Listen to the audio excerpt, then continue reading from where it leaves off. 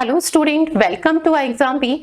Question of the day के name से जो हमने सीरीज स्टार्ट की थी, आज इस सीरीज में हम एजेस टॉपिक पे बेस्ड क्वेश्चन डिस्कस करें। ये क्वेश्चन आपको कम्युनिटी एग्जाम डे के कम्युनिटी में मिला होगा, ठीक है, आपने ट्राई किया होगा। और आज हम इस क्वेश्चन की एक्सप्लेनेशन देखेंगे कि एग्जाम में इसे हमें राइट अप्रोच से विद इन टाइम कैसे करना था, ठीक है। इस सीरीज का मेन मोटिव यही है कि एग्जाम में हमें कुछ अर्थमेटिक के हाई लेवल क्वेश्चंस को कैसे अटेम्प्ट करना है, विद इन टाइम हम उसे कैसे कर सकते हैं। तो चलिए देखते हैं हमारा जो क्वेश्चन है।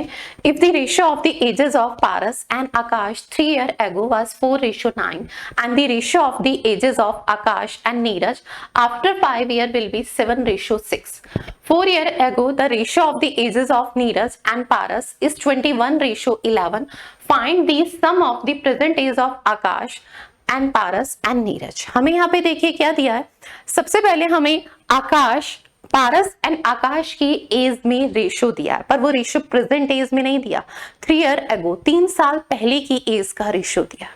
सेकेंड, हमें जो कंपैरिजन दिया है, रेशो दिया है, वो आकाश एंड नीरज की एज में दिया है और आफ्टर 5 years का दिया।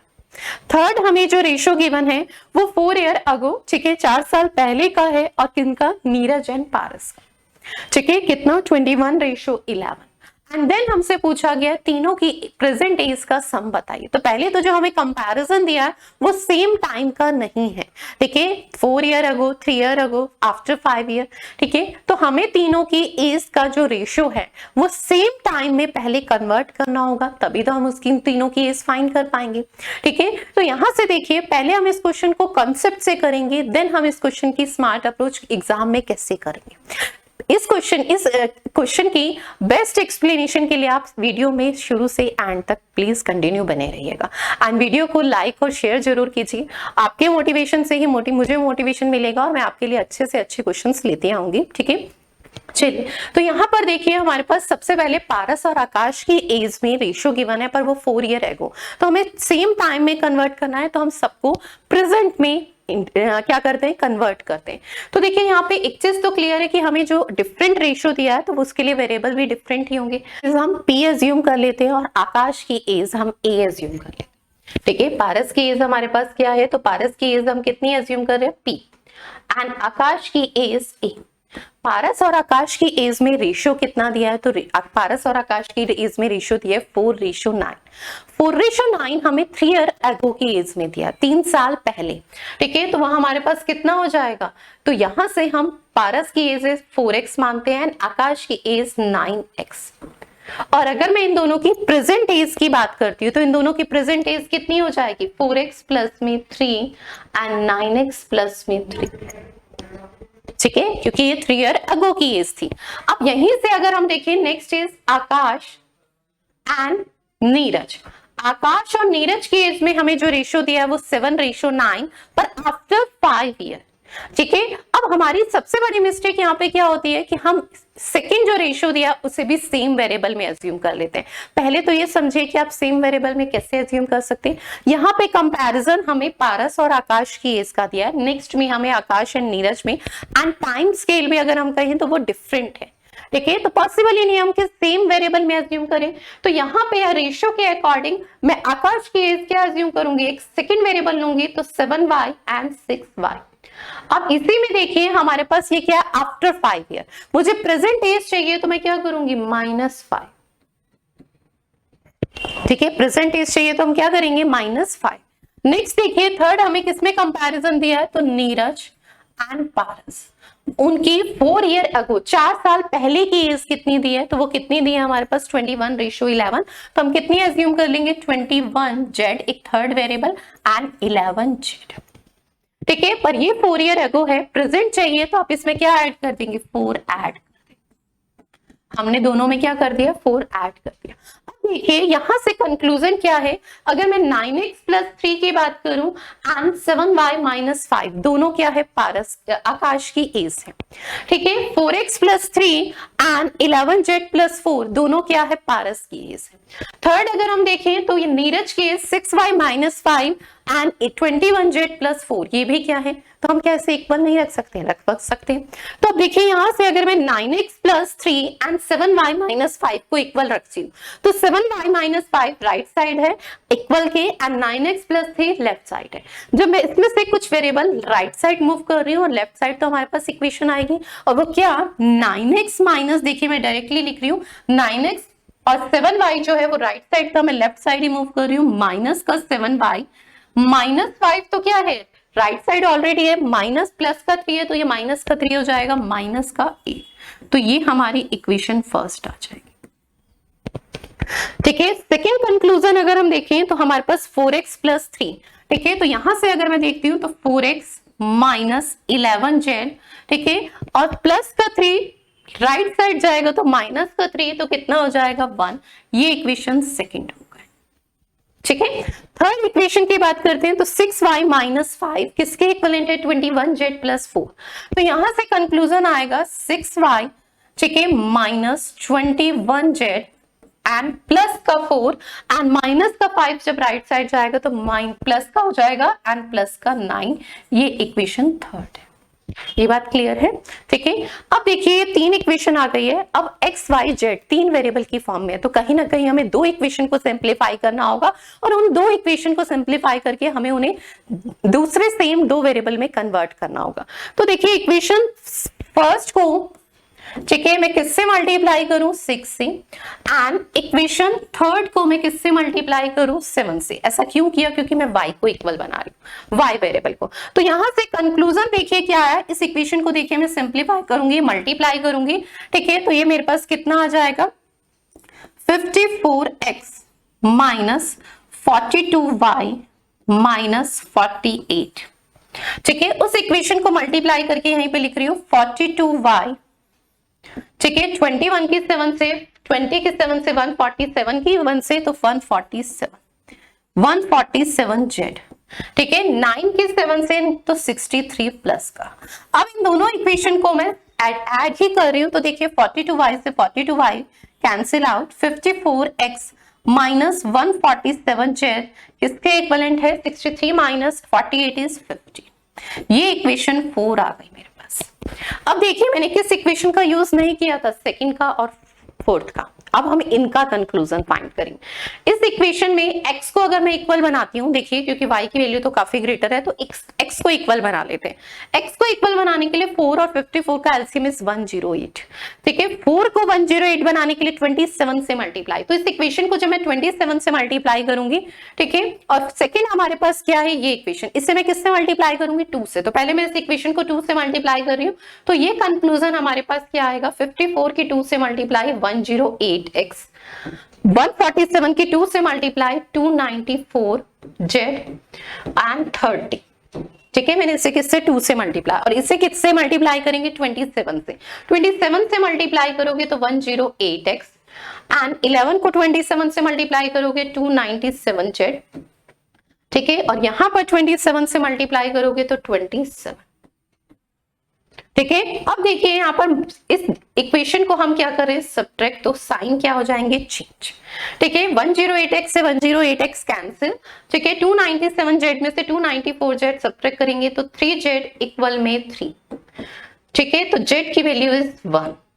अब z की वैल्यू में इक्वेशन सेकंड में पुट करती हूँ ना, यहाँ पर देखिए तो 4x, z की वैल्यू 1 पुट करती हूँ तो -11 किसके इक्विवेलेंट है आपके पास, 1 की। तो 4x इक्वल में किसके, 12 की, तो x की वैल्यू इज 3। तो x की वैल्यू कितनी आ गई, 3। x की वैल्यू 3 आ गई है, तो यहाँ से हम y की वैल्यू फाइंड कर सकते हैं, किसी भी इक्वेशन में आप पुट कर दीजिए।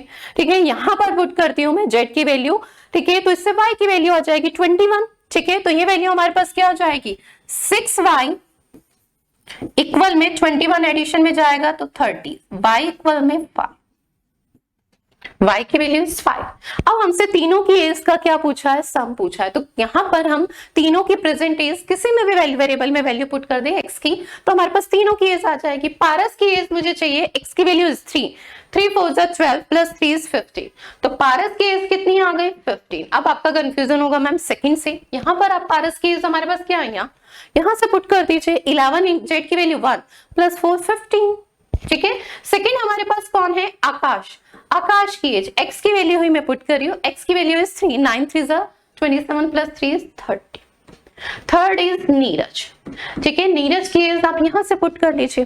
ठीक है, y की वैल्यू इज 5, 5 6 30, 30 माइनस 5 इज 25, और तीनों की एज का सम कितना हो जाएगा, तो आपके सामने है 15 प्लस 30 प्लस 25 इज 70। तो आंसर इज 70, जो हमारा ऑप्शन नंबर सी है। ये तो थी हमारा कॉन्सेप्ट, जहां पे हमने 3 वेरिएबल की फॉर्म में इक्वेशन की रेस्पेक्ट में इस क्वेश्चन को सिंप्लीफाई किया। अब बात करते हैं स्मार्ट अप्रोच की। पॉइंट समझना, हमें यहाँ पे रेशियो दिया था, इन रेशियो में हमें कुछ वैल्यू सेटिस्फाई करा के देखनी थी, कैसे करानी है वो समझना। हमें यहाँ पे पारस की एज में जो रेशियो है 4x + 3 है, पर यहाँ सीधा 11z हो रहा है। तो ये बात तो क्लियर होती है कि 11z यानी z वेरिएबल की वैल्यू लेस होगी और x वेरिएबल की वैल्यू ग्रेटर होगी। ये बात यहां से क्लियर होती है ना, क्यों? क्योंकि देखो पारस की एज 4x + 3 भी है, 11z + 4 भी है। अगर मैं इसे इक्वल रखती हूँ तो रेशियो जो मैं z और x की टर्म्स में बात करूं तो यहाँ पर देखिए बहुत ज्यादा डिफरेंस नहीं है, ये 3 ईयर एगो है और वो 4 ईयर। तो ये बात कंक्लूजन यहां से क्लियर होता है। अब यहाँ पर ये पॉइंट समझना, ये हमारे लिए पारस की एज सबसे इंपॉर्टेंट हिंट थी यहाँ पे, 4x + 3 and 11z + 3। ठीक है, तो 11z जो +3 है ना, यानी z वेरिएबल की वैल्यू लेस होगी, तो मैं z वेरिएबल की वैल्यू ना 1 से पहले पुट करके देखती हूँ, और वो x वेरिएबल की वैल्यू किसके इक्वल सेटिस्फाई होगा उसके अकॉर्डिंग देखूंगी। अगर मैं z की वैल्यू 1 पुट करती हूँ फॉर एग्जांपल, ठीक है, z की वैल्यू 1 पुट करती हूँ तो 11 + 3, ठीक है, आपके पास कितना हो जाएगा 40, सॉरी +4 है यहाँ पे ना, इसे करेक्ट कर लीजिए, 11 + 4 है, 4x + 3 थी। जब मैं z की वैल्यू यहाँ पे 1 पुट करती हूँ तो ये वैल्यू कितनी आ जाएगी, 11 + 4 इज 50। अब पॉइंट समझना, 1 अगर मैं पुट करती हूँ तो 15 आती है, तो x की ऐसी क्या वैल्यू पुट करूं कि 15 आए। ठीक है, तो अगर x की वैल्यू में देखिए 3 तो है, 15 में से 3 लेस करा 12 बचा, तो 4 इंटू में क्या करूं कि आपके पास 12 बने तो 3, तो x की वैल्यू एक पॉइंट के लिए मैं समझ सकती हूँ 3 और z की वैल्यू 1। अब इसे मैं क्रॉस चेक कर लेती हूँ। ठीक है, इसे मैं क्रॉस चेक कर लेती हूँ। अब अगर मैं z की वैल्यू नीरज में भी हम देखिए, नीरज की वैल्यू यहां से अगर मैं आकाश की वैल्यू देखती हूँ, ठीक है, तो आकाश की वैल्यू, x की वैल्यू अगर मैं 3 पुट करती हूँ तो 9 3 27 + 3 30, और आकाश की वैल्यू 7y - 5, तो y की ऐसी वैल्यू क्या होगी, तो जाहिर सी बात है जब ये 30 बनता है तो 30 के अकॉर्डिंग 7y - y, 5 की वैल्यू आपके पास 30, तो यानी 7y की वैल्यू 35, 7y की वैल्यू 35, तो y की वैल्यू क्या होती है, क्लियर होता है कि 5 होनी चाहिए। अब ये तो हमारी अजम्पशन है, अभी हम इसे कंफर्म करने के लिए रिमेनिंग जो 3 वैल्यूज है उसमें पुट करके देखेंगे। अगर मैं z की वैल्यू 1 पुट करती हूँ तो ये मेरे पास वैल्यू बनती है 25, और यही अगर मैं y की वैल्यू 5 पुट करती हूँ, ठीक है, तो 5 6 30, 30 - 5 25, ये इक्वल सेटिस्फाई हो रहा है। तो जो हमारी अजम्पशन थी वो बिल्कुल करेक्ट थी, और हमें अजम्पशन से देखना है। और सबसे इंपॉर्टेंट पॉइंट यहाँ पे पारस और नीरज का कंपैरिजन था। नीरज में इतना डिफरेंस क्यों, क्योंकि देखो यहाँ नीरज की वैल्यू जो है ना वो 21z + 4 है, यानी z वेरिएबल की वैल्यू बहुत लेस है, और यहाँ पर नीरज की value 6y, 21z and 6y। खुद पॉइंट समझिए कि यहाँ पर क्या होगा, जाहिर सी बात है 21 का है, टेबल में ऐसी वैल्यू आए, और 6 के जो इक्वल बने, ठीक है, और फिर +4 है यहाँ पे, -5 है या +4, उसका एडिशन भी पार्ट है। ठीक है, तो हमें इस पॉइंट से भी समझना है। ठीक है, तो यहां से हमने देखा, तो फिर हमारी बाकी रिमेनिंग वैल्यू क्या होती है, सेटिस्फाई होती है। और हम किसकी वैल्यू सबसे पहले लेंगे, तो z की वैल्यू पहले 1 रख के देखिए, 1 नहीं तो फिर 2 रख के देखिए, 2 या 3 तक मैक्सिमम 3 तक होगी, क्योंकि देखिए आपके सामने है नीरज की जो एज है 21z + 4 है। अगर z की वैल्यू मैं 1 लेती हूँ तो 21 + 4 25 बनता है। अगर z की वैल्यू में 2 लेती हूँ तो 21 इंटू में 2 42, 42 + 4 46, और अगर 3 लेती हूँ तो 21 इंटू में 3 63 + 4, इससे ज्यादा तो नहीं होगी। तो z की वैल्यू तो क्लियर होता है, इसी रेशियो से क्लियर होता है कि मैक्सिमम 2 3 तक ही चेक करेंगे। ठीक है, तो हमने इस क्वेश्चन को उस पॉइंट से समझा था। तो आप फ्रिक्वेंटली कर लेते जेड की वैल्यू 1 एंड 2, इससे मैक्सिमम नहीं होगा। ठीक है, तो हमने वहां से लिया तो हमारी x की वैल्यू आई, x से y की वैल्यू आई और देन हमने क्रॉस चेक कर लिया। ठीक है, तो इसे हम इस स्मार्ट अप्रोच से कभी कभी हमें ऑप्शंस के थ्रू भी करना चाहिए और कुछ अजम्पशन से भी क्वेश्चंस को करना चाहिए, ताकि हम इक्वेशन की बजाय विद इन टाइम क्वेश्चंस को कर पाते। पर उसमें कुछ कॉमन सेंस होना चाहिए, ऐसे नहीं यहां पर मैं वैल्यू सेटिस्फाई करा के देखूं तो नो। ठीक है, कंपैरिजन करना था पारस की एज 4x प्लस 3 और यहीं पर 11z प्लस 4, तो z वेरिएबल की वैल्यू लेस है। तो कुछ चीजें आपको लॉजिकल सोचनी है और कुछ अजम्पशन से देन कंक्लूजन से हम answer with in time find कर सकते हैं। चलिए, थैंक यू सो मच, मिलते हैं इसी सीरीज में। ठीक है, एक और नए क्वेश्चन के साथ इस सीरीज में जुड़े रहिएगा एंड वीडियो को लाइक एंड शेयर जरूर कीजिएगा।